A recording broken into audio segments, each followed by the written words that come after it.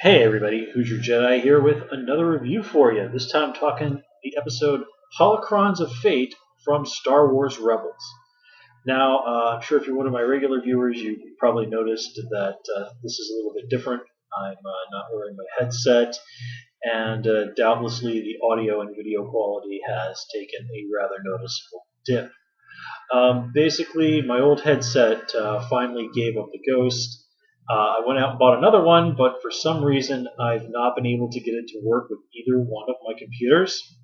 And I don't think it's a bad headset because I've tried this before, and with a different headset several weeks back, the same thing happened. I'm trying to work out exactly what the problem is, but I'm moving in like 5 days, so I kind of have bigger fish to fry at the moment. But I did want to knock this Rebels review out real quick.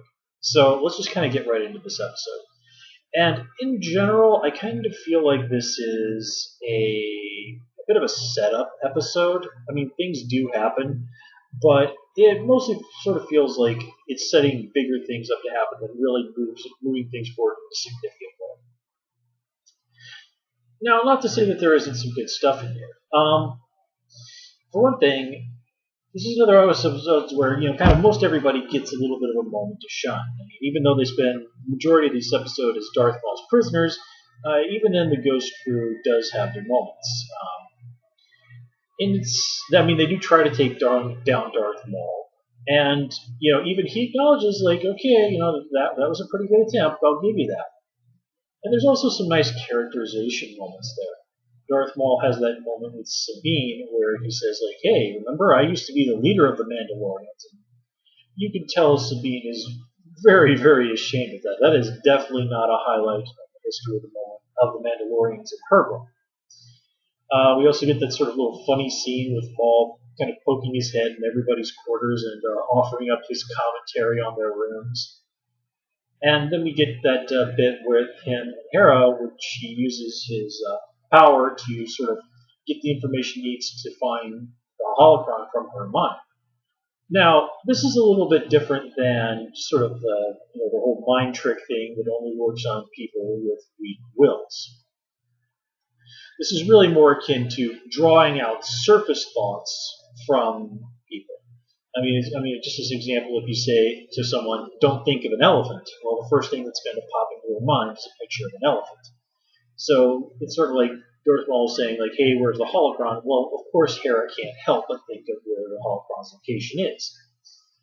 And he never became an exact Sith Lord, but Darth Maul is still an extremely powerful Darksider. And Hera, again, it doesn't come down to being a person of weak will. It's just she's not somebody who has any sort of training or ability that would let her to really resist that sort of thing. And I mean, she does put up an effort, but this is just something that's basically completely alien to her. So it's no surprise that she fails in this particular situation. And you can really see that look of being disappointed in herself and feeling ashamed on her face. So when Darth Maul is able to get that information out of her head. Now the whole thing of Jedi not being able to open Sith holocrons and Sith not being able to open Jedi holocrons, that's something new. That's not how I really recall it working in the old EU. And I can't help but wonder if it's just a case of Jedi and Sith, or would this apply to lightsiders and darksiders in general? Bendu is a little unclear on that, but it wouldn't surprise me if it's just more of a case of lightsiders and darksiders in general. Which sort of brings us to the bit that somebody who is in between can open both, which the Bendu has even said that he's someone who's in between. Now, folks like this are traditionally called gray Jedi, but that's a very broad topic, which we don't really have time to get into here. Frankly, a more apropos definition of a gray Jedi would be somebody like Ezra. For the most part, Ezra is a guy who leans towards the light, but we have seen in particularly recent episodes that he's had some. Sorry, my computer is being dumb. he's definitely toyed with the dark side more than a little bit. I mentioned last episode he really actually seemed to take genuine pleasure in killing stormtroopers. He did respond surprisingly well to Darth Maul's training. I mean, even kind of the Inquisitor last in first season sort of sensed that Ezra had serious dark side potential. And technically Ezra is a Jedi Padawan. He's still sort of working on the whole Jedi thing. So it does sort of put him in the middle, which is of course why he can open both the Jedi and Sith holocrons. Now, it's interesting that despite the loss of his eyes, Kanan has made significant progress, especially since last episode, in the light side of the Force. Last episode he was very freaked out about what the Bendu was trying to do with the spiders. Here he's completely at peace with it, and he's doing exactly what the Bendu did in teaching Ezra how to get along with the spiders. So it's kind of like those traditional stories where someone loses sight but gains enlightenment. In fact, if you're familiar with Norse mythology, the god Odin is known for having plucked out one of his eyes in exchange for wisdom. So a little bit of a similarity there with him and Kanan. We also get to hear Kanan's birth name of Caleb Doom mentioned for the first time. This is something that's only really come up in the Star Wars comics. Kanan, the last Padawan, is a series from Marvel Comics, and it's actually in continuity. Everything published by Marvel is in continuity these days from the Star Wars comics.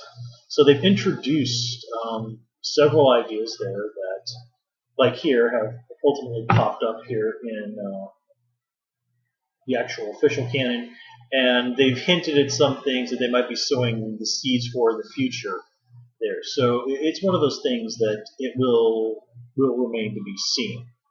I'm particularly intrigued to see if that they ever follow up on the whole Han Solo's wife thing, but we'll save that aside for another time, I suppose. Now, the whole thing with combining holocrons and being able to gain the answer to any sort of question, again, this is something that's really new, and frankly, I think it's kind of pushing it in terms of the lore of Star Wars. But hey, it's a whole new Star Wars expanded universe, so why not? Let's just roll with it. And it's interesting that Darth Maul, the unabashed Darksider, is seeking hope, and Ezra, the guy who's mostly on the light side, is seeking to destroy something. And in a way, Darth Maul's the one that comes out of the deal for the better. He finds something that gives him hope, and it's certainly the chance to finally destroy Obi-Wan Kenobi, something he's been wanting for quite some time. Ezra, all he really sees is are, I should say, twin sons now. Of course, we all realize that this is the twin sons of Tatooine, and that whole thing that he sought, the thing that could ultimately destroy the Sith, is Luke Skywalker.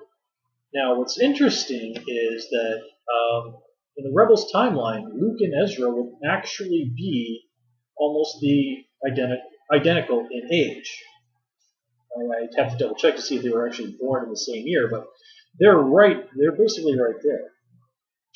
And of course, it would be extremely interesting if the Rebels were to go to Tatooine, and they're not going to just do nothing about Darth Maul, so that would potentially bring in Obi-Wan Kenobi popping up, and I'm sure him and Kanan and Ezra would have a very interesting conversation.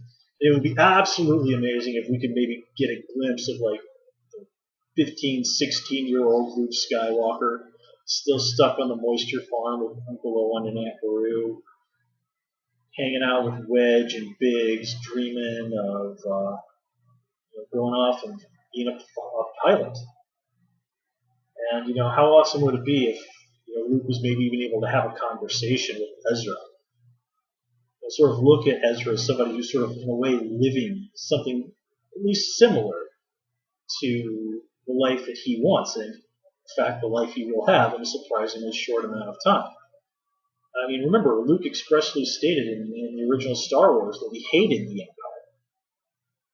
So there's so much potential there, so much. But that's really speculation. And let's see, what else?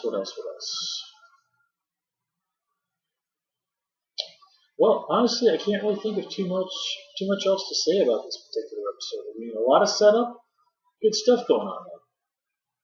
So, with that said, I think I'm going to call it here. And as always, please comment, rate, and subscribe. And of course, you can follow me on Twitter at Who's Your Jedi. And please also join me on Tumblr at Jedi Reviewer.